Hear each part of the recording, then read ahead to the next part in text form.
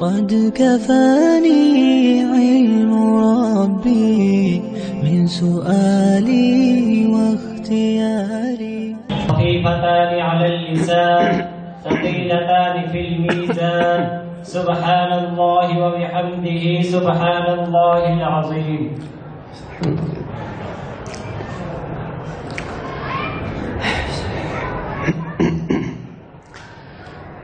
إن الحمد لله الذي خلق المخلوقات السماوية والأرضية، ثم الحمد له على أنه وفقني لتدريس هذا الكتاب في الجامعة الرشيدية، وصلوات الله تعالى وسلامه على أفضل الناس وأكرم الأنبياء وخير البرية، أما بعد. الحمدللہ بڑی مبارک مجلس میں ہم سب لوگ شریک ہیں. نبی کریم صلی اللہ علیہ وسلم نے ارشاد فرمایا کہ اذا مررتم بریاض الجنت فارتعوا، کہ جب تم لوگ جنت کے باغوں سے گزرو تو کچھ کھا پی لیا کرو. تو صحابہ نے پوچھا وما ریاض الجنت یا رسول اللہ، کہ اے اللہ کے رسول یہ جنت کے باغات کیا ہیں؟ تو آپ صلی اللہ علیہ وسلم نے ارشاد فرمایا کہ المساجد، کہ یہ جو مسجدیں ہیں یہ جنت کے باغ ہیں. تو الحمدللہ ہم اس وقت جنت کے باغوں میں بیٹھے ہیں. علامہ انور شاہ کشمیری رحمۃ اللہ علیہ فرمایا کرتے تھے کہ اللہ کی قسم جس مجلس میں نبی کریم صلی اللہ علیہ وسلم کی احادیث پڑھی جاتی ہیں وہ دنیا میں جنت کی مجلس کہلاتی ہے. اور اللہ کا شکر ہے ہم لوگ مسجد میں بھی ہیں اور حدیث کی مجلس میں بیٹھے ہیں. ایک تو ہم سب یہ نیت کر لیں کہ یہ سبق ان بچوں کے لیے نہیں ہے، یہ ہم سب کے لیے ہے. مستورات بھی ہیں، آپ حضرات بھی ہیں، یہ بچے بھی ہیں. تو چونکہ 3 قسم کا مجمع ہے تو انشاءاللہ سب کو فائدہ ہوگا. ہم نیت کر لیں کہ ہم سب سبق پڑھنے کے لیے آئے ہیں، اور انشاءاللہ جب یہ نیت ہوگی تو حدیث پاک کی ہمیں اللہ انوارات بھی عطا فرمائیں گے، اور جو نفع ان بچوں کو ہوگا انشاءاللہ وہ سارا نفع ہم سب کو بھی ہو جائے گا. یہ کتاب امام بخاری رحمۃ اللہ علیہ کی ہے، اور سچی بات ہے یہ جو ختم اس موقع پر ہو رہا ہے یہ بہت ہی زیادہ عبرت کا مقام ہے. ہم سب کے لیے یہ عبرت حاصل کرنے کا ذریعہ ہونا چاہیے. کیوں؟ اس لیے اب مستورات کے لیے کتنا بڑا اس کے اندر ایک نصیحت کا سامان ہے. امام بخاری رحمۃ اللہ علیہ پوری دنیا میں جتنے بھی علماء اس وقت موجود ہیں یا امام بخاری کے بعد بنے ہیں وہ سارے کے سارے صرف ایک عورت کی وجہ سے بنے، صرف ایک عورت کی وجہ سے. بچپن میں امام بخاری رحمۃ اللہ علیہ بیمار ہوئے تو ان کی آنکھوں کی بینائی چلی گئی، بالکل نظر آنا ختم ہو گیا. اب ماں مصلی پر ہے، اللہ کے سامنے رو رہی ہے کہ اے میرے رب، میں نے تو اس بچے کو سوچا تھا عالم بناؤں گی، دین کا کام کرے گا، اس کی تو بینائی چلی گئی. اے اللہ تو میرے بچے کی بینائی کو واپس فرما دے. اب ماں آنسو بہا رہی ہے مصلی پر، روتی روتی روتی جب صبح ہوئی تو رات کا رونا اللہ کو ایسا پسند آیا کہ بچے کی بینائی اللہ نے واپس کر دی. اب وہ جو رات کو وہ عورت روئی ہے امام بخاری رحمۃ اللہ علیہ کی والدہ محترمہ، اب اس ایک ماں کے رونے کی برکت سے آج ہم سب لوگ یہاں پر جمع ہیں. لوگ کہتے ہیں کہ جی آج پہلے جیسے بزرگ کیوں نہیں پیدا ہوتے. ہمارے استاد محترم فرمانے لگے کہ ویسی مائیں لے کر آؤ جیسی اللہ نے امام بخاری کو دی تھی، آج بھی امام بخاری جیسے پیدا ہو سکتے ہیں. اب یہ ایک عبرت کا مقام ہم سب عورتوں کے لیے یہاں پر یہ ہونا چاہیے کہ ہم سوچیں کہ ہم اپنے بچوں کے لیے یوں راتوں کو روتی ہیں یا نہیں روتی. اب یہ ایک عورت کا رونا ہے جو آج ہم سب کو یہاں پر جمع کر رہا ہے. پھر امام بخاری رحمۃ اللہ علیہ عربی نہیں ہے، عجمی ہے. ان کی زبان بھی عربی نہیں، فارسی زبان ہے. تو اب اس سے ہمیں کیا سبق ملا کہ عرب جو ہے ان کی ایک عادت ہے اور یہ ان کا فخر بھی ہے.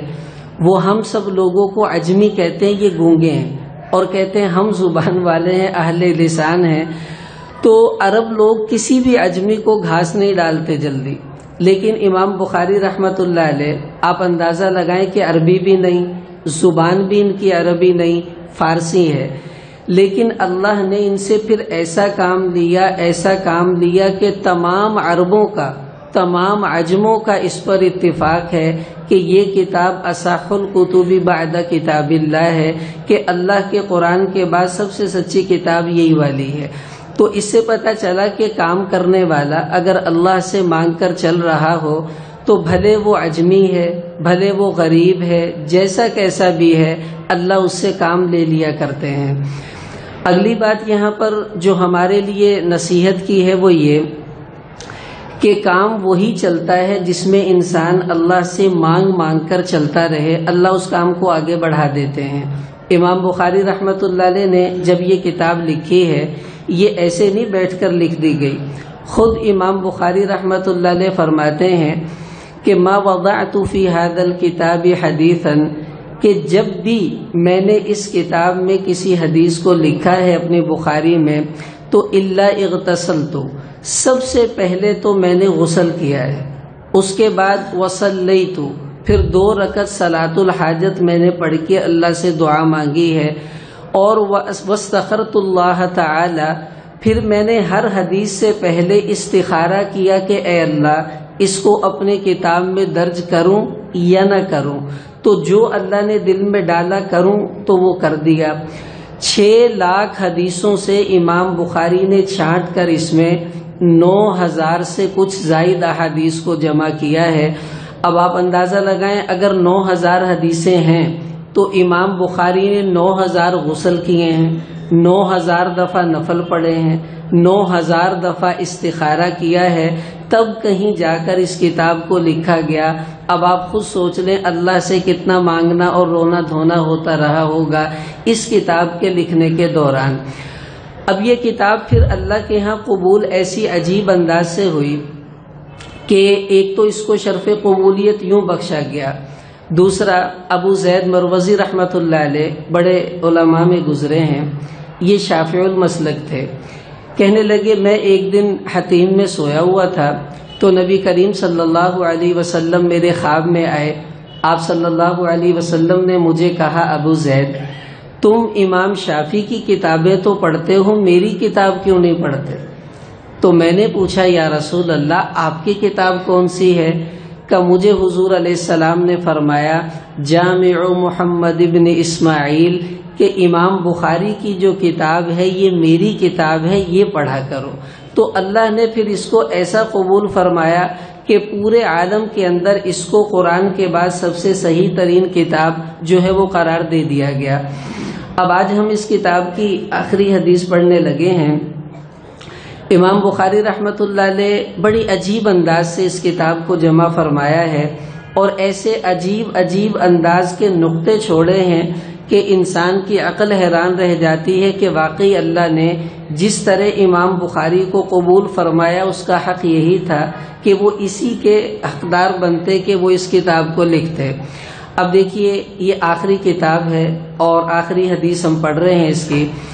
امام بخاری رحمۃ اللہ علیہ اس میں جو روایت لے کر آئے ہیں وہ کلمتان حبیبتان الی الرحمن، وہ آگے ہے سبحان اللہ و بحمدہ سبحان اللہ العظیم۔ اب یہ اسی روایت کو امام بخاری نے سب سے آخر میں ذکر کیا ہے، آخر پہلے بھی اس کو لایا جا سکتا تھا۔ اصل بات یہ ہے نبی کریم صلی اللہ علیہ وسلم کو اللہ نے قرآن میں ارشاد فرمایا وَسَبِّحْ بِحَمْدِ رَبِّكَ حِينَ تَقُومُ، کہ اے میرے حبیب جب آپ کھڑے ہوں تو آپ تسبیح کیا کیجئے، اللہ کی حمد بیان کیا کیجئے۔ تو امام بخاری رحمۃ اللہ علیہ پر سنت کا اتنا غلبہ تھا کہ جب اپنی کتاب ختم کر کے اٹھنے لگے تو اس روایت کو لے کر آئے جس میں اللہ کی تسبیح بھی ہے، اللہ کی حمد بھی ہے، تاکہ اس آیت کے اوپر عمل ہو کر مجھے پوری سنت کا ثواب ملتا رہے۔ پھر علماء نے اس میں ایک اور بڑی عجیب بات یہاں ارشاد فرمائی کہ اصل میں اب یہ کتاب ان بچوں نے ماشاءاللہ پڑھی ہے تو قرآن میں اللہ نے حضور علیہ السلام کو فرمایا اذا جاء نصر اللہ والفتح، کہ اے نبی جب اللہ کی مدد آ جائے تو آپ نے کیا کرنا ہے، فسبح بحمد ربک واستغفر، اب آپ اللہ کی تسبیح بیان کیجئے، اللہ کی حمد بیان کیجئے۔ تو اب ان بچوں نے ایک سفر شروع کیا تھا 8 سال پہلے، آج وہ سفر مکمل ہو رہا ہے۔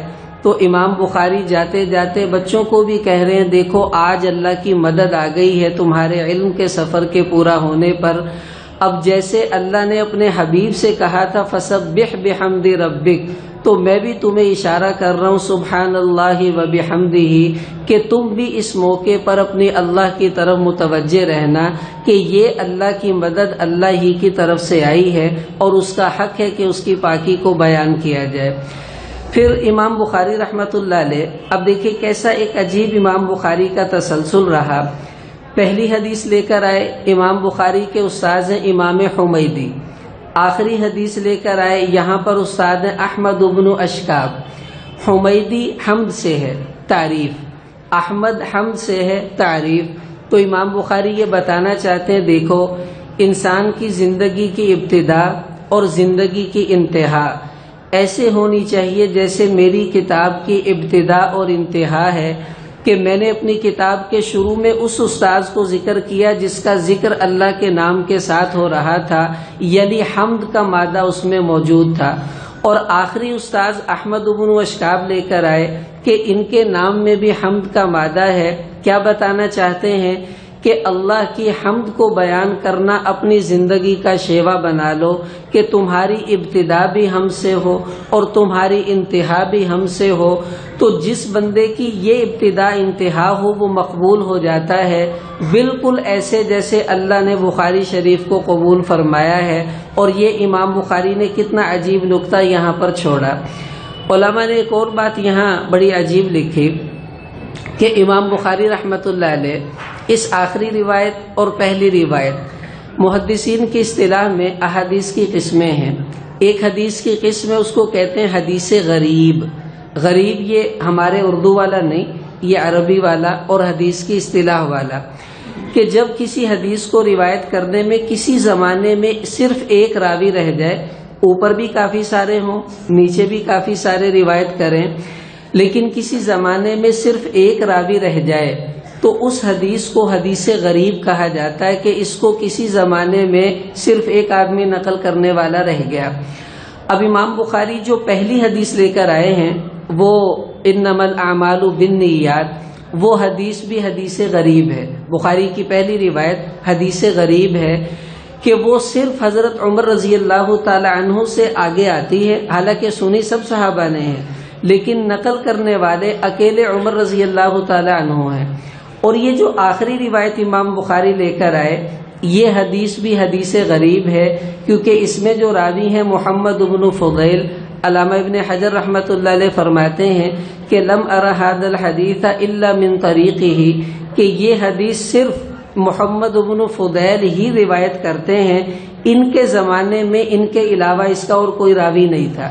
اب پہلی حدیث بھی غریب، آخری حدیث بھی غریب۔ امام بخاری اشارہ کیا کرنا چاہتے ہیں، مسلم شریف میں حدیث آتی، آپ علیہ السلام نے ارشاد فرمایا کہ بدأ الاسلام غریبا وسيعود غریبا کما بدأ فطوبى للغرباء، کہ اسلام کی ابتدا غربت کی حالت میں ہوئی اور ان قریب اسلام غربت کی حالت میں واپس آ جائے گا، تو خوشخبری ہو ان لوگوں کو جو اس غربت کی حالت میں اسلام پر چلیں گے، یعنی اجنبیت کی حالت میں۔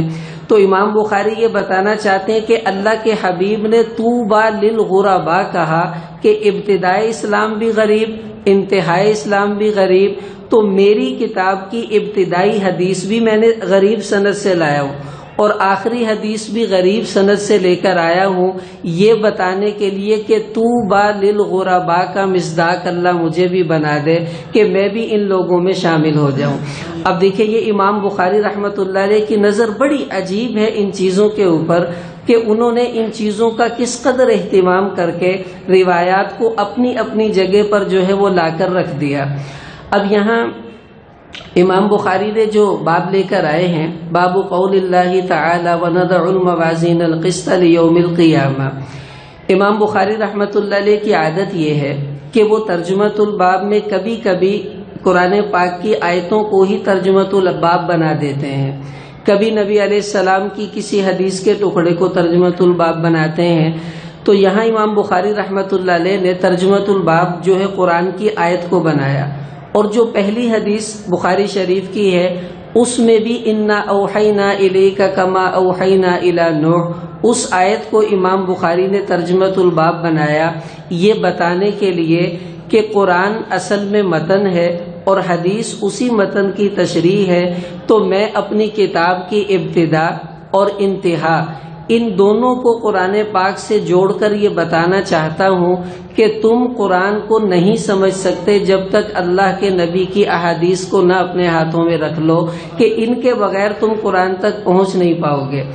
اب یہاں امام بخاری رحمۃ اللہ علیہ نے جو آیت کا انتخاب کیا وَنَضَعُ الْمَوَازِينَ الْقِسْطَ، اصل میں امام بخاری رحمۃ اللہ علیہ جیسے محدث تھے، اللہ تعالیٰ نے ان کو فراست میں بھی بہت اعلیٰ مقام عطا فرمایا تھا، اور حدیث میں آتا ہے کہ اتقوا فراست المؤمن فإنه ينظر بنور اللہ، کہ دیکھو تم مومن کی فراست سے ڈرو، یہ اللہ کے نور سے دیکھتا ہے۔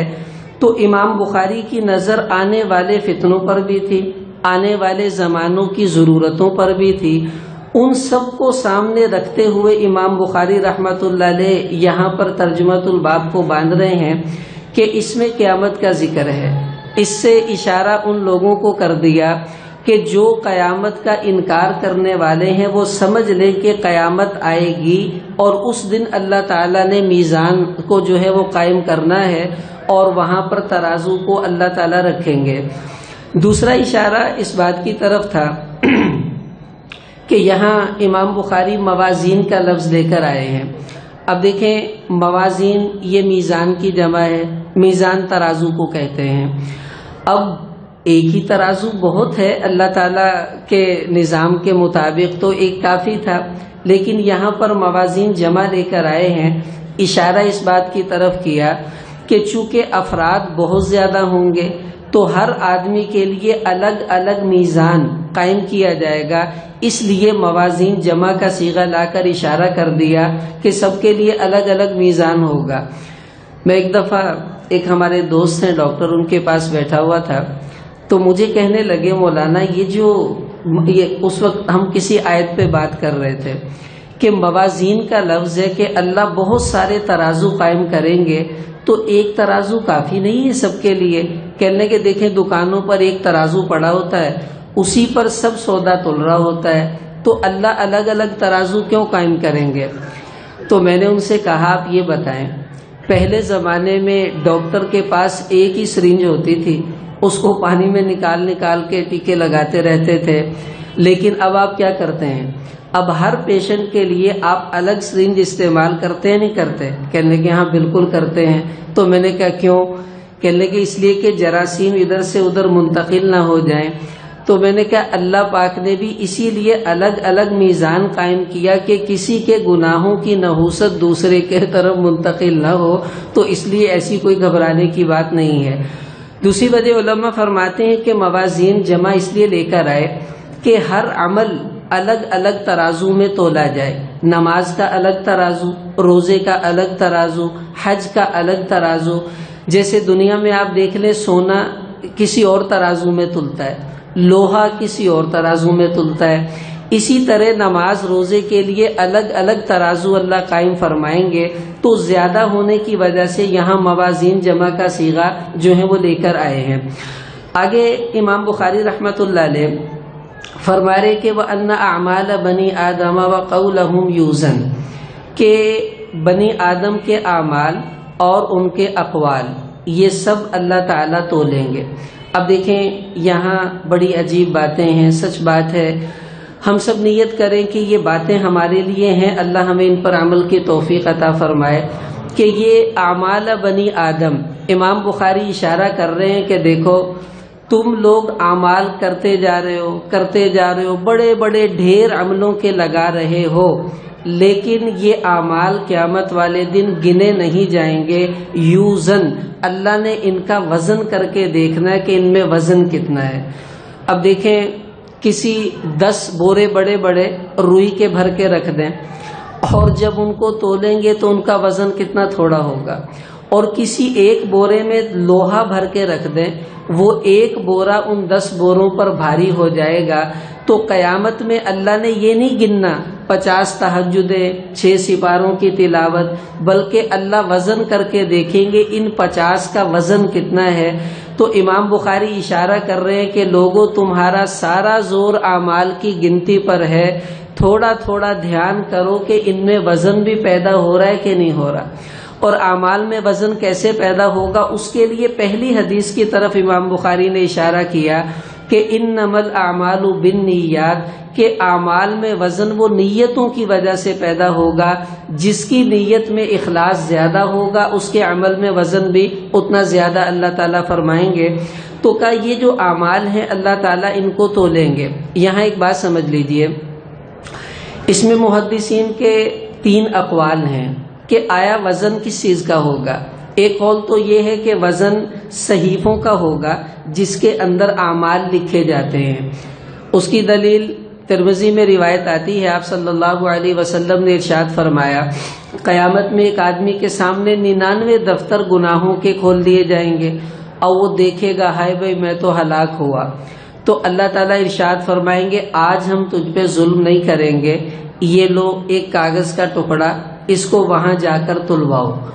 تو یہ کہے گا اے اللہ ما هذه البطاقہ مع هذه السجلات، یہ اتنے بڑے بڑے دفتر اور ان کے مقابلے میں یہ چھوٹا سا ٹکڑا کیا کرے گا. تو جب یہ اس ٹکڑے کو تلوائے گا اس ٹکڑے پہ لکھا ہوگا لا الہ الا اللہ، یہ کلمہ. جب اس کو تلوائے گا وہ 99 دفتر جو گناہوں کے بھرے ہوئے تھے، یہ ایک ٹکڑا ان 99 دفتروں سے بھی وزنی ہو جائے گا. تو اس لیے بعض محدثین فرماتے ہیں کہ وزن جو ہے وہ صحیفوں کا ہوگا. اور دوسرا قول یہ ہے کہ وزن انسان کا اپنا کیا جائے گا جو عمل والا خود ہے. اس کی دلیل آپ صلی اللہ علیہ وسلم نے ارشاد فرمایا قیامت والے دن کچھ لوگ اللہ کے پاس آئیں گے اور ولا یزن عند اللہ جناح بعوضہ، اور ان کا وزن اللہ کے ہاں ایک مچھر کے پر کے برابر بھی نہیں ہوگا، کیونکہ اندر سے وہ خالی ہوں گے. عبداللہ بن مسعود رضی اللہ عنہ ایک دفعہ درخت پہ چڑھے ہوئے تھے تو بیچارے بڑے کمزور تھے، ان کی ٹانگیں بالکل پتلی پتلی. تو صحابہ نے دیکھا تو ہنس پڑے. آپ صلی اللہ علیہ وسلم نے فرمایا ارے تم عبداللہ کی کمزور ٹانگوں کو دیکھ کر ہنس رہے ہو، جب یہ قیامت والے دن تولی جائیں گی تو ان کا وزن احد پہاڑ سے بھی زیادہ ہو جائے گا. تو اس لیے قول یہ ہے کہ انسان خود تولیں گے. اور تیسرا قول یہ ہے کہ اعمال کو تولا جائے گا. امام بخاری رحمۃ اللہ علیہ کے نزدیک راجح قول یہ ہے کہ اعمال کو تولا جائے گا. اس لیے امام بخاری نے یہاں پر یہ بات فرمائی وَأَنَّ أَعْمَالَ بَنِي آدَمَ وَقَوْلَهُمْ يُوزَنْ.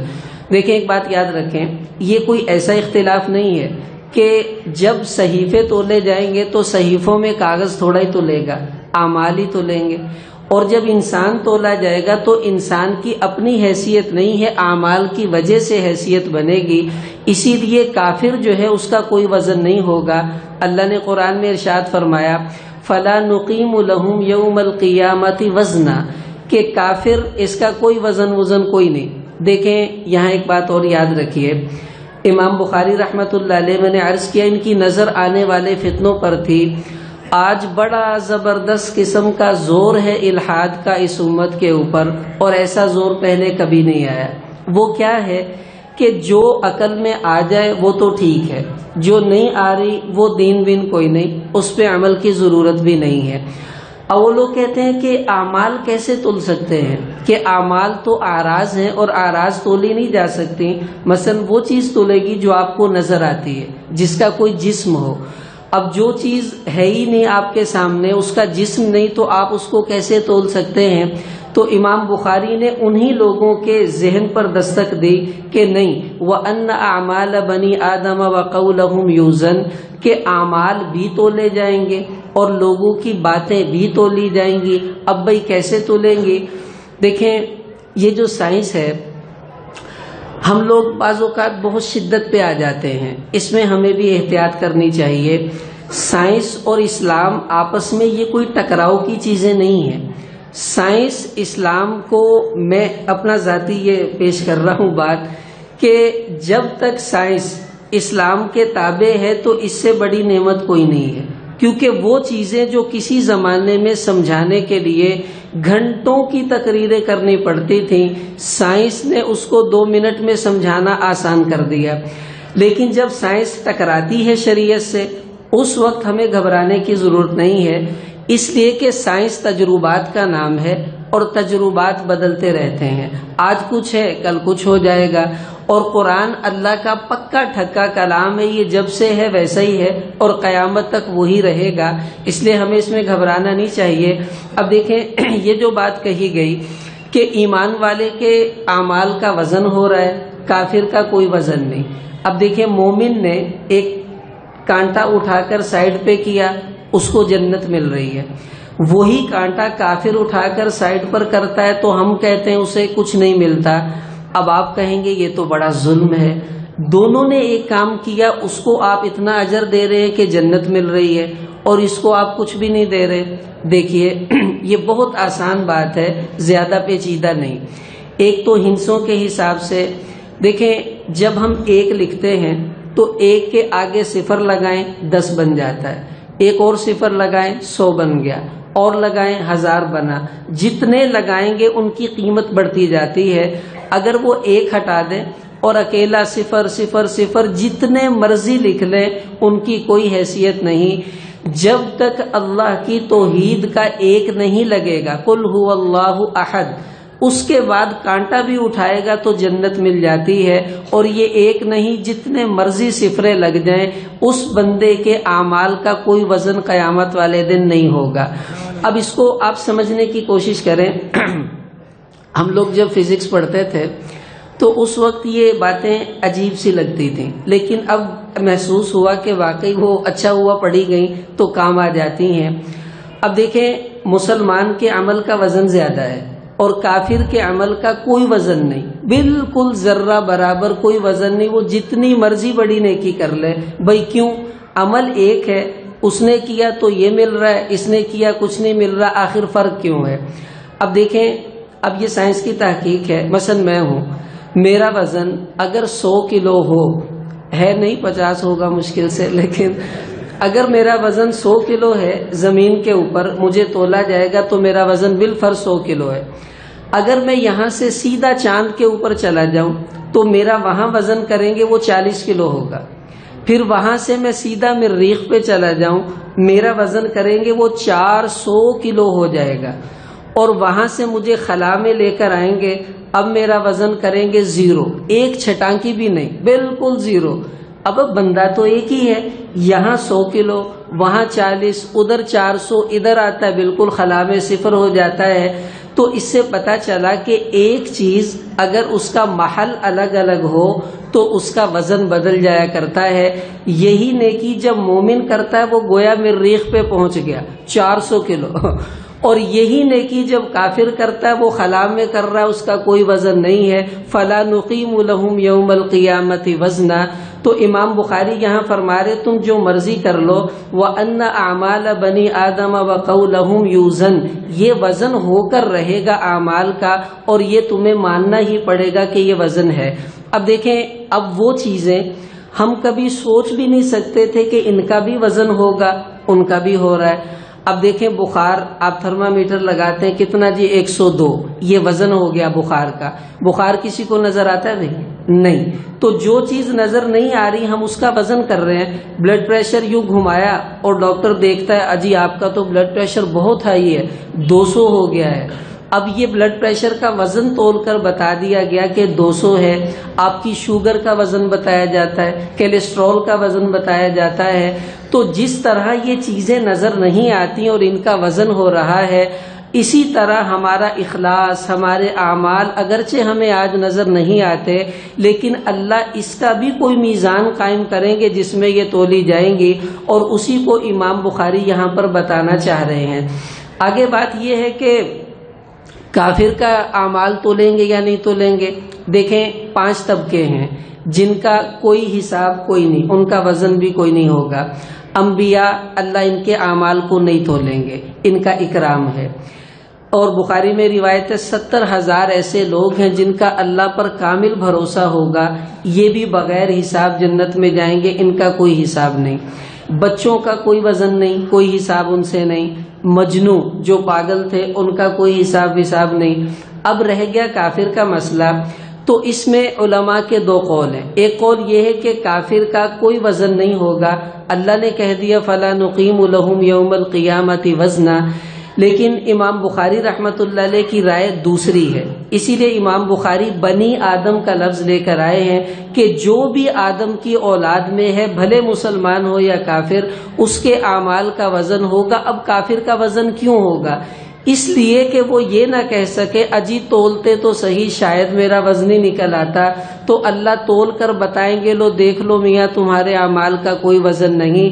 کیوں؟ آج کے دن کسی پر ظلم نہیں ہوگا، اور وہ اپنی آنکھوں سے دیکھیں گے یہ خالی ہیں۔ اب دیکھو جو سم بند ہو موبائل میں ڈالے اس میں سگنل ہی نہ آئے، وہ سم کس کام کی بھائی؟ جو بلب فیوز ہو اس کو لگائیں گے، وہ کس کام کا بھائی؟ اسی طرح جس عمل کا وزن نہ ہو وہ عمل کسی کام کا نہیں ہے۔ تو امام بخاری ہم سب کو اشارہ کر رہے ہیں کہ دیکھو تم بھی اپنے اعمال کے وزن کی فکر کرتے رہو، ایسا نہ ہو کہ اس دن عمل تولے اور اس میں کوئی وزن نہ نکلے، ناکام ہو جاؤ گے۔ آگے فرمایا وَقَوْلَهُمْ يُوزَن، یہاں پر قولہم ہے اور بعض نسخوں میں اقوالہم جمع کا صیغہ ہے، تو اگر جمع ہے پھر تو بہت اچھی بات ہے، ادھر اعمال ادھر اقوال مناسبت ہو گئی ہے۔ لیکن یہ جو مفرد کے صیغے کے ساتھ قولہم ہے، اس کی تطبیق علماء نے یہ دی کہ اصل میں قول زبان سے نکلنے والی باتوں کو کہتے ہیں، چونکہ قول صرف زبان سے نکلتا ہے وہ مفرد ہے، اس وجہ سے امام بخاری مفرد کا صیغہ لے کر آئے ہیں وَقَوْلَهُمْ يُوزَن۔ اور اعمال سارے بدن سے انسان کرتا ہے، ہاتھ سے، پاؤں سے، آنکھوں سے، کانوں سے، ان کے لیے جمع کا صیغہ لے آئے۔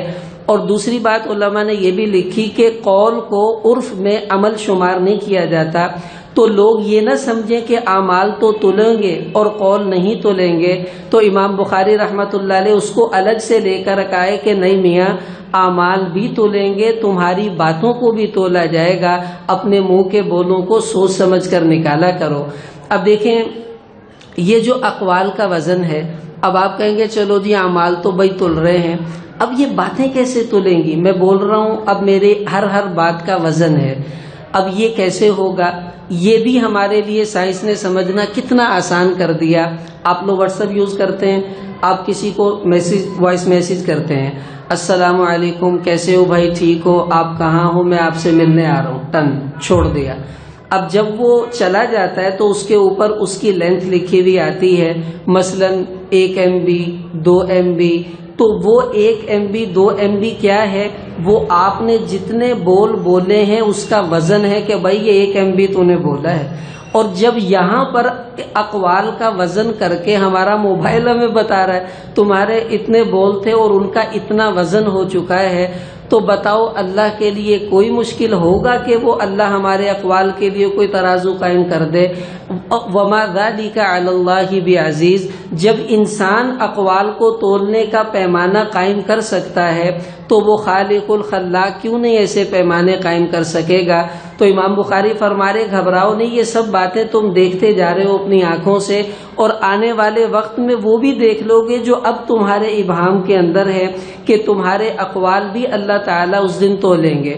اب دیکھیں یہاں ہم سب کے لیے بڑی عبرت کا مقام ہے کہ زبان سے نکلے ہوئے بولوں کو ہم لوگ معمولی سمجھتے ہیں، لیکن امام بخاری یہاں بتانا چاہ رہے ہیں کہ میاں اپنی زبان کو بہت سوچ سمجھ کے استعمال کیا کرو۔ کیوں؟ عربی کا مقولہ ہے اللسان جرمہ صغیر و جرمہ کبیر، کہ یہ جو زبان ہے اس کا سائز تو چھوٹا سا ہے، اس کے جرم بہت بڑے بڑے ہیں۔ زبان سے شرک ہوتا ہے، بندہ دوزخ میں چلا جاتا ہے۔ زبان سے کسی صدر نے سخت لفظ بولا، ملکوں کی جنگیں لگ جاتی ہیں، ملک تباہ ہو جاتے ہیں۔ زبان سے غلط بول نکلتا ہے، حلال بیوی مرد پہ حرام ہو جاتی ہے۔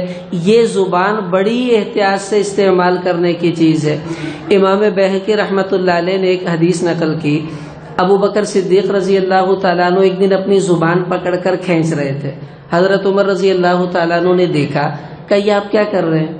کہنے لگے کہ یہ جو زبان ہے، فرمانے لگے ان ھذا اوردنی الموارد، یہ زبان مجھے بڑی بڑی ہلاکتوں کی جگہ پر لے آئی ہے، میرا دل کرتا میں اس کو کھینچ کے باہر نکال دوں۔ یہ وہ کہہ رہا ہے جس کی زبان سب سے زیادہ احتیاط سے استعمال ہوتی تھی انبیاء کے بعد۔ اور میں اور آپ سوچیں بھائی، جو سارا دن چلتی ہے زبان، وہ کیا بول رہی ہوتی ہے۔ نبی کریم صلی اللہ علیہ وسلم کے پاس ایک صحابی آئے، کہنے لگے من نجات یا رسول اللہ، اے اللہ کے رسول نجات پانے کی کوئی صورت بتا دیجئے۔ آپ صلی اللہ علیہ وسلم نے فرمایا املک علیک لسانک، بس تو اپنی زبان قابو میں رکھ لے، یہی تیری نجات کے لیے کافی ہے۔ اب دیکھیں مستورات بھی ہیں، ساس جب اپنی بیٹیوں سے فون پہ بات کرتی ہے اپنی بہو کے بارے میں، وہ جتنی باتیں کرتی ہے اس میں اکثر غیبت، چغلی اور ابھارنے کی باتیں ہوتی ہیں۔ اور یہی امام بخاری کہہ رہے ہیں تم سمجھ رہی ہو تمہاری بہو نہیں سن رہی، اللہ تو سن رہے ہیں، وہ تولیں گے اللہ قیامت والے دن کتنے تمہیں شرمندگی ہوگی۔ اسی طرح جو بہو ہے وہ جب اپنی ماں سے فون پہ ساس کی اور نندوں کی باتیں کر رہی ہوتی ہے، وہ ساری کی ساری باتیں غیبت، چغلی اور وہ ہوتی ہیں جن کے تلنے پر اللہ ناراض ہو جائیں گے۔ تو امام بخاری اشارہ کر رہے ہیں تمہارے قول بھی تولے جائیں گے، اس لیے اپنی زبان کو بڑی احتیاط سے استعمال کیا کرو۔ ہمارے شیخ الحدیث مولانا عبداللہ صاحب رحمۃ اللہ علیہ، ہمیں رائے گنج میں مولانا احسان صاحب نے یہ بات بتائی تھی، فرمانے لگے وہ ایک دن اپنے سبق کے اندر کتاب پڑھاتے پڑھاتے بند کر دی اور کہنے لگے دیکھو عالم مولوی زنا نہیں کرتا، اللہ اس کو بچاتے ہیں اس کی داڑھی پگڑی اس کی برکت سے۔ کہنے لگے کہ عالم زنا تو نہیں کرتا، پھر خاموش ہو گئے۔ کافی دیر کے بعد کہنے لگے لیکن وہ کام کرتا ہے جو زنا سے بھی بدتر ہے۔ اب شاگرد حیران، حضرت کیا؟ فرمانے لگے آگے پڑھو۔ آگے حدیث آ رہی تھی الغیبت اشد من الزنا، کہ غیبت زنا سے بھی بدترین گناہ ہے۔ فرمایا کہ ہم زنا سے تو بچتے ہیں اور جو زنا سے بھی گندا کام ہے اس سے بچنے کی کوشش نہیں کرتے۔ تو امام بخاری ہمیں اشارہ کر رہے ہیں کہ بھائی اپنے اقوال کی فکر کرو، ایسا نہ ہو یہ قول تمہیں دوزخ میں لے جائیں۔ امام ترمذی نے ایک روایت نقل کی کہ ان الانسان لیتکلم بلسانہ، کہ بعض اوقات انسان اپنی زبان سے ایسا بول نکالتا ہے کہ لا یرا بہا بأسا، یہ سمجھتا ہے معمولی سی بات ہے، یہ میں نے کون سا کوئی ایسی بات کہہ دی۔ اور فرمایا یہوی بہا الی النار 70 خریفا، اور اس ایک بول کی وجہ سے یہ 70 سال کی مسافت کے برابر دوزخ کے اندر اس کو ڈال دیا جائے گا، ایک بول کی وجہ سے۔ تو آج بھائی ہم سب نیت کریں، آج کے بعد اپنی زبان کے بولوں کو اس کے مطابق کریں گے جو ہمارے سیانے لوگ کہتے ہیں۔ وہ کیا کہتے ہیں؟ پہلے تولو پھر بولو۔ امام بخاری بھی کہہ رہے ہیں یوزن، ابھی تول لو ورنہ اس دن تو تلیں گے، پھر تمہیں بڑا پچھتاوا ہوگا، تول کر بولو۔ اب ہمیں یہ بات سمجھ آئی، ہم لوگ حج پر گئے تو واپسی پر سامان طے کر رہے تھے، تو ایک ساتھی کہنے لگا بھئی اپنا سامان پہلے تول لو، وہاں آپ کو بڑی شرمندگی ہوگی، وہ کہیں گے نکالو یا پیسے دو، اور وہ بڑا مشکل ہو جائے گا۔ تو ایک ساتھی کہنے لگا نہیں جی کوئی نہیں، خیر ہے جی خیر ہے۔ اچھا جب ہم ایئرپورٹ پہ آئے تو آگے وہی تھا، اب جب اس کا وزن ہوا تو وہ بہت زیادہ نکلا۔ اب وہ کہنے لگے پیسے دو، وہ کہتا جی اس میں تو اتنا سامان نہیں جتنے آپ نے پیسے مانگ لیے۔ وہ کہنے لگے پھر اپنا سامان نکال کے وزن تھوڑا کرو۔ تو پیچھے دیکھ کے کہتا ہو خوشیاں تو ٹھیک ہی کہتا سی، پہلے تولو پھر بولو۔ تو اس لیے ایسا نہ ہو اس دن ہم بھی خوشیے کو دیکھ کے کہیں یار تو صحیح کہتا سی، پہلے تولو بولو۔ آج امام بخاری کہہ رہے موقع ہے موت سے پہلے، پہلے تول لو، بعد میں تلے گا بڑی مشقت ہو جائے گی۔ آگے امام بخاری وقال مجاہد القسطاس العدل بالرومیہ، امام بخاری کی ایک عادت ہے کہ جب وہ ترجمۃ الباب میں کوئی غریب لفظ آتا ہے جس کا معنی معروف نہ ہو یا اس میں کوئی تشویش ہو تو امام بخاری اس کی وضاحت ضرور کرتے ہیں. اب یہاں قسط کا لفظ آیا تھا تو امام بخاری نے اس کی وضاحت کر دی کہ یہ قسط، اس کا معنی عدل ہے، انصاف ہے، لیکن لفظ لے کر آئے وہ قسطاس لے کر آئے ہیں. کیوں؟ امام بخاری کی ایک اور عادت ہے، یہ آپ نے کتاب التفسیر میں بچوں نے پڑھی ہے کہ امام بخاری جب کسی ایک آیت کی تفسیر کرنے لگتے ہیں نا تو اس آیت جیسی جو آیتیں قرآن میں جہاں جہاں گھوم رہی ہوتی ہیں تو امام بخاری ادھر سب طرف اشارے کر کے پھر واپس اس آیت پر آ جاتے ہیں. اب آیت ہے قسط اور امام بخاری پہنچ گئے وازنوا بالقسطاس المستقیم اور کہا القسطاس العدل بالرومیہ کہ ان دونوں کا چونکہ مادہ قاف سین طا ہے اس وجہ سے ان کا معنی عدل انصاف ہے، لیکن یہ جو قسطاس ہے یہ رومی زبان کا لفظ ہے. اب یہ رومی زبان کا لفظ بھائی قرآن میں کیسے آ گیا؟ دیکھیے ایک بات یاد رکھیے کہ جو لفظ غیر عربی ہیں جب وہ قرآن میں آ گئے اب ہم ان کو عربی ہی کہیں گے، غیر عربی نہیں کہیں گے. مجھے اس پر ایک بات یاد آئی، علامہ انور شاہ کشمیری رحمۃ اللہ علیہ ہمارے پاکستان تشریف لائے. یہ بات ہمیں مولانا شاہد عمران صاحب نے سنائی تھی ایک مجلس میں. تو جب حضرت واپس ہندوستان جانے لگے بہاولپور مقدمے سے تو پیر مہر علی شاہ صاحب رحمۃ اللہ علیہ وہ حضرت کو وہاں ملنے کے لیے آئے. وہ اپنے علاقے سے جا رہے تھے، کہا حضرت ہمارے پاس آئیں، تو چلے گئے. بات چیت ہوئی تو پیر مہر علی شاہ صاحب نے ایک بات کی، کہنے لگے جی بخاری میں حدیث آتی ہے کہ جس وقت حضور علیہ السلام کو پکڑنے کے لیے کسریٰ نے اپنے فوجی بھیجے تھے تو ان کی بڑی بڑی مونچھیں تھیں. آپ علیہ السلام نے ان سے پوچھا تمہیں یہ کس نے حکم دیا؟ وہ کہنے لگے ہمارے رب کسریٰ نے. فرمایا کہ اگر جو قاصد ہے اس کو قتل نہ کرنا یہ دستور نہ ہوتا تو میں تمہیں قتل کر دیتا، تو چونکہ دستور ہے قاصد کو قتل نہیں کیا جاتا تو اس لیے میں تمہیں قتل نہیں کرواؤں گا. تو پیر صاحب کہنے لگے شاہ جی دیکھو دستور پر عمل تو رسول اللہ نے بھی کیا ہے، اگر ہم دستور پہ عمل کریں آپ کہتے ہیں بدعت ہو گئی ہے اور حضور کرے تو آپ کہتے ہیں کوئی مسئلہ نہیں ہے، یہ کیا بات ہوئی؟ تو شاہ جی رحمت اللہ علیہ اللہ ان کو جزا دے فرمانے لگے پیر صاحب جس دستور پر رسول اللہ عمل کر لیں وہ دستور نہیں رہتا، وہ سنت بن جاتا ہے. اب یہ سنت قرار دے کہلائے گا، اب اس کو دستور نہیں کہیں گے. تو جو غیر عربی لفظ جب قرآن میں آ گیا اس پر اعراب جاری ہو گیا، اب ہم اس کو غیر عربی نہیں بلکہ اس کو عربی ہی کہیں گے. تو یہ بالرومیہ کا مطلب ہے کہ پہلے رومی زبان کا تھا، پھر عربی میں استعمال ہوا، قرآن میں آیا، اب یہ عربی ہی کہلائے گا. آگے امام بخاری فرما رہے کہ القسط مصدر المقسط، کہ یہ جو قسط ہے یہ مقسط کا مصدر ہے. کچھ باتیں بھائی آپ کو مشکل لگیں گی، وہ بچوں کے لیے ہیں، چونکہ سبق میں ان کو بھی پڑھا رہا ہوں آپ کو بھی، دونوں کی رعایت ہے. تو القسط مصدر المقسط، کہ قسط یہ مقسط کا مصدر ہے. پوری دنیا چینخ چینخ کر کہہ رہی ہے اے امام بخاری نہیں، یہ قسط یہ مقسط کا مصدر نہیں ہے، مقسط کا مصدر تو اقساط آتا ہے، آپ نے یہ کیسے بات کہہ دی؟ تو امام بخاری کہہ رہے بھائی غور کرو، تم بھی عالم ہو لیکن میرے شاگرد ہو، تھوڑا غور کرو گے بات سمجھ آ جائے گی. دیکھیے اصل بات یہ ہے قسط زیر سے پڑھیں تو اس کا معنی ہے انصاف، قسط زبر سے پڑھیں تو اس کا معنی ہے نا انصافی اور ظلم. اب چونکہ یہاں پر قسط کا لفظ آیا، اب آگے یہ مصدر اسم فاعل کے معنی میں ہے تو اب اس کا اسم فاعل بنتا ہے قاصد، اور قاصد کا معنی بنے گا ظلم کرنے والا، اور یہ امام بخاری کی مراد نہیں ہے. امام بخاری بتانا چاہتے ہیں کہ قسط مصدر کے معنی میں ہے اور اس کا جو معنی ہے وہ انصاف کرنے والا ہونا چاہیے. اب وہ چونکہ مقسط کا معنی ہے تو امام بخاری یہ جو عبارت لے کر آئے اس میں کچھ تھوڑی سی عبارت محذوف ہے، وہ یوں بنے گی کہ القسط مصدر فی معنی المقسط، کہ قسط مقسط کے معنی میں مصدر ہے جو اسم فاعل کے معنی میں ہے. اب اس کا معنی ہوگا عادل یعنی عدل کرنے والا. وَأَمَّا الْقَاسِدُ فَهُوَ الْجَائِرُ، اور جو قاصد ہے اس کا معنی ہے ظلم کرنے والا. اب دیکھیں قاصہ تھا، اس کا معنی ہے کسی سے کچھ لینا، یہ ظلم ہے. اسی لیے قاصد کا معنی جائر ظلم کرنے والا، اور اقسطہ کا معنی ہے کسی کو کچھ دینا، اس کا حق، یہ عدل ہے، انصاف ہے۔ اسی لیے مقسط کا معنی امام بخاری نے عادل کیا ہے۔ آگے حدیث شروع کی امام بخاری نے احمد بن اشکاب، یہ امام بخاری کے استاذ ہیں۔ تو یہ احمد بن اشکاب، یہ اشکاب ان کے ابا جی نہیں ہیں، ان کے والد صاحب کا نام میں اختلاف ہے، بعضوں نے عبید اللہ لکھا، بعضوں نے معمر اور بعضوں نے مجمع۔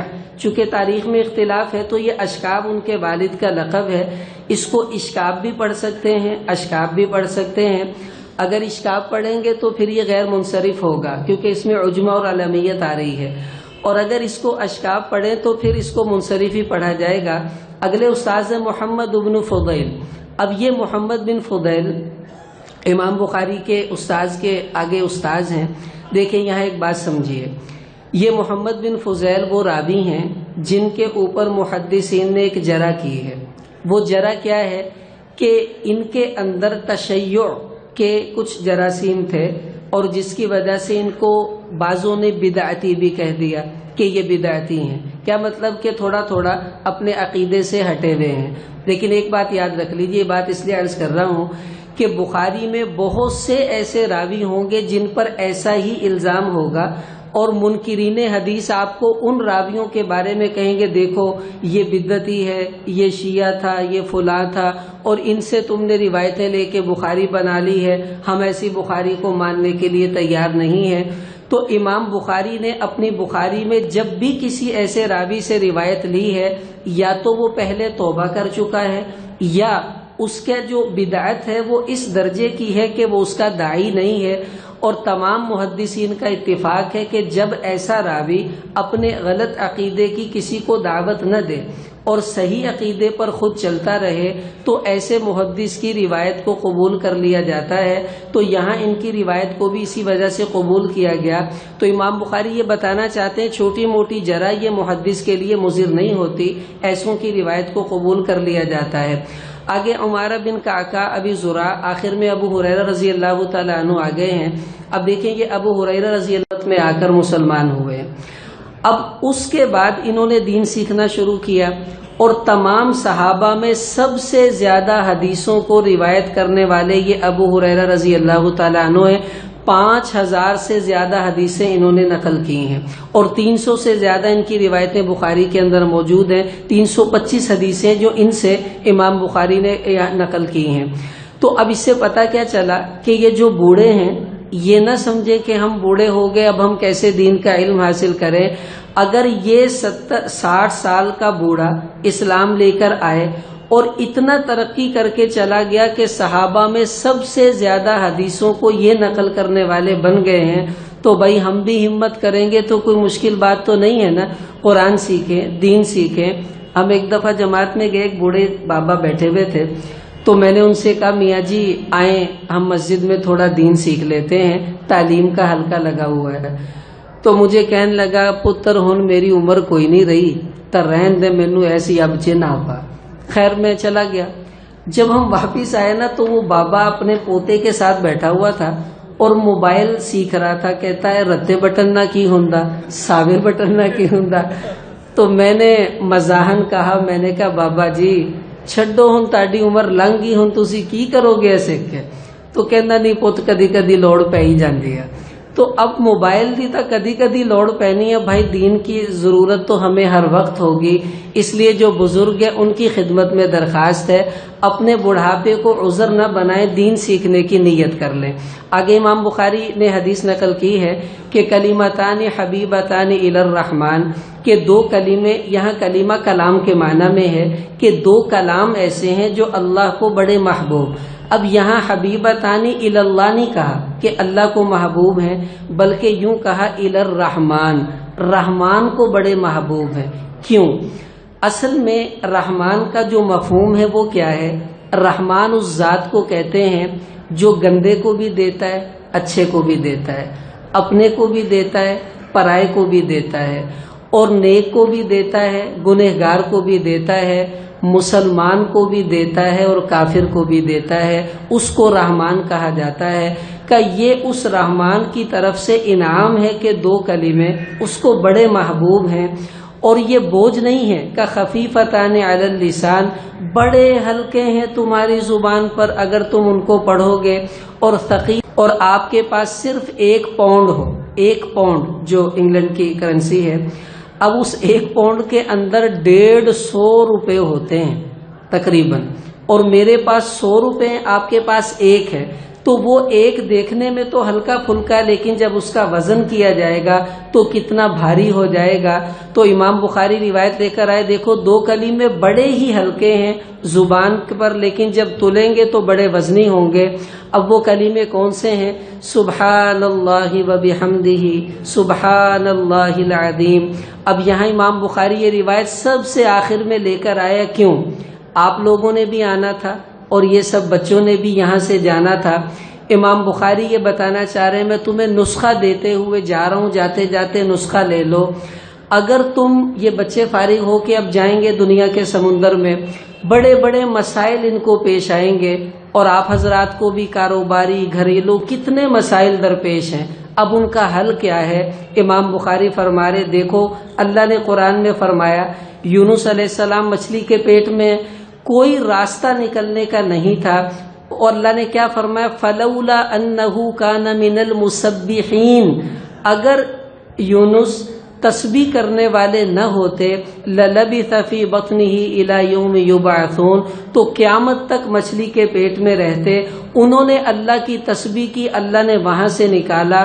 تم سب لوگ مصیبتوں کے پیٹ میں پھنسے ہوئے ہو، تو سبحان اللہ و بحمدہ سبحان اللہ العظیم کا اللہ کی تسبیح بیان کرو، اللہ تمہیں مصیبتوں کے پیٹ سے نکالیں گے اور ہمیشہ کے لیے تمہارے لیے آسانیاں ہو جائیں گی۔ اب ہم یہ نیت کر لیں، ایک دفعہ ان کلمات کو پڑھ لیں، سبحان اللہ و بحمدہ سبحان اللہ العظیم، سبحان اللہ و بحمدہ سبحان اللہ العظیم۔ آخر میں صرف 2-3 منٹ میں آپ سے ایک درخواست کرنا چاہوں گا۔ دیکھیں ایک بات یاد رکھیں، یہ بچے ابھی آپ کے سامنے فارغ ہو رہے ہیں، اب انہوں نے پڑھا ہے 8-10 سال اپنی محنت کی ہے، اب آپ لوگ ان کو کس نگاہ سے دیکھیں گے، میں یہ آپ سے درخواست کرنا چاہتا ہوں۔ اللہ تعالیٰ نے قرآن میں ارشاد فرمایا تلک الرسل فضلنا بعضهم علی بعض، کہ یہ جتنے رسول ہیں ہمارے ہی ہیں، لیکن سب ایک جیسے نہیں ہیں۔ نبی کریم صلی اللہ علیہ وسلم سب سے افضل ہیں، اولو العزم ان میں افضل ہیں باقیوں میں۔ تو جب سارے نبی ایک جیسے نہیں ہیں، سب صحابہ بھی ایک جیسے نہیں ہیں، خلفائے راشدین کا درجہ اونچا ہے اور شیخین کا سب سے اونچا، ابو بکر صدیق رضی اللہ عنہ کا سب سے اونچا، اسی طرح سارے علماء بھی ایک جیسے نہیں ہوتے۔ کوئی بہت نیک ہوتا ہے، کوئی ذرا درمیانہ، کوئی نمازوں میں خوب خشوع والا ہوتا ہے، کوئی ڈھیلا ڈالا ہوتا ہے، کوئی تقریر اچھی کرتا ہے، کوئی نماز اچھی پڑھتا ہے، کوئی رونے والا ہوتا ہے، کوئی ہنسانے والا ہوتا ہے۔ تو عوام کے ذہن میں علماء کا تأثر پتہ کیا ہے؟ عوام سمجھتے ہیں کہ علماء سارے ایسے ہونے چاہیے جیسے امام بخاری ہیں، یا جیسے مولانا طارق جمیل صاحب ہیں، یا جیسے اور ہمارے نیک علماء ہیں۔ تو بھائی بات یہ ہے، ایک ماں کے 5 بچے ایک جیسے نہیں ہوتے، مرغی کے چوزے ایک جیسے نہیں ہوتے، تو یہ علماء سب ایک جیسے کیسے ہو سکتے ہیں؟ آپ ان کو صرف اس نگاہ سے دیکھا کریں یہ عالم ہے، ڈاکٹر بھی سب ایک جیسے نہیں ہوتے۔ یہ نہ فرق کیا کرے لو جی ایتا ایویں ہی ہے۔ بھائی مولانا یوسف صاحب رحمۃ اللہ علیہ فرمایا کرتے تھے عام آدمی بنتے بنتے ان درجوں کو نہیں پا سکتا، عالم گرتے گرتے جن درجوں تک پہنچ جاتا ہے کہ اللہ نے علم کی نسبت اس کے ساتھ لگائی ہے۔ دیکھو ایک قرآن چھپے کسی کتب خانے سے، اس کی آیتیں آگے پیچھے ہو جائیں، زیر زبر اوپر نیچے ہو جائے، آپ بتائیں اس قرآن کی تلاوت ہم کریں گے؟ بالکل نہیں، گناہ ہوگا۔ لیکن اس قرآن کی بے ادبی کرنا بھی جائز نہیں ہے کہ اس کو نیچے ڈال دیں یا اس کو برا کہہ دیں۔ تو جس طرح یہ غلط قرآن لکھ دیا گیا اور ہم اس کی بے ادبی نہیں کرتے، اس کو پڑھتے بھی نہیں ہیں، اسی طرح اگر کسی عالم کے اندر بھائی کوئی خامی دیکھا کریں تو اس کو یہ سمجھا کریں یہ اس قرآن کی طرح سے ہے جس کی آیتیں آگے پیچھے ہو گئی ہیں، اب اس کی بے ادبی میں نہیں کروں گا، لیکن اس جیسی زندگی بھی میں نہیں گزاروں گا۔ ان کو دیکھ لیں جو صحیح گزار رہے ہیں، ان کے مطابق چل لیں۔ اب اس کے بارے میں کیا کرنا ہے؟ دیکھیں، جب کسی کے بارے میں دل میں آئے، لوگوں کو بتائیں گے غیبت ہوگی، گناہ ہوگا، اور 2 نفل پڑھ کے اللہ کو بتائیں گے، دعا بن جائے گی، ثواب مل جائے گا، اور اللہ اس کی زندگی کو پلٹ دیں گے۔ آپ سے درخواست ہے، ان بچوں کو فرشتہ نہ سمجھیں، یہ انسان ہیں اور انسانوں سے غلطیاں ہو جاتی ہیں، پردے ڈال دیا کریں۔ ہم سے بھی ہوتی ہیں، آپ کے گناہوں پر بھی دیکھو لوگ پردے ڈالتے نہیں ڈالتے، اس لیے احب للناس ما تحب لنفسک، جو اپنے لیے پسند کرتے ہیں وہ دوسروں کے لیے کریں۔ اللہ تعالیٰ آپ سب حضرات کا آنا قبول فرمائے اور ہم سب کا پڑھنے پڑھانے کو اللہ قبول فرمائے۔ اب یہ بخاری کی آخری حدیث ختم ہو گئی ہے۔ اب نیت یہ کر لیں کہ آج یہ جن جن کے بچے بیٹھے ہیں ان کے سر کتنے فخر سے بلند ہوں گے، اور کل اللہ کرے وہ وقت آئے کہ ہم سب کے بچے یہاں بیٹھے ہوں اور ایسی ہی مجلس سجی ہو، پھر ہمارا سر فخر سے بلند ہوگا۔ اللہ سب کو اس کی توفیق عطا فرمائے۔ وآخر دعوانا الحمدللہ رب العالمین۔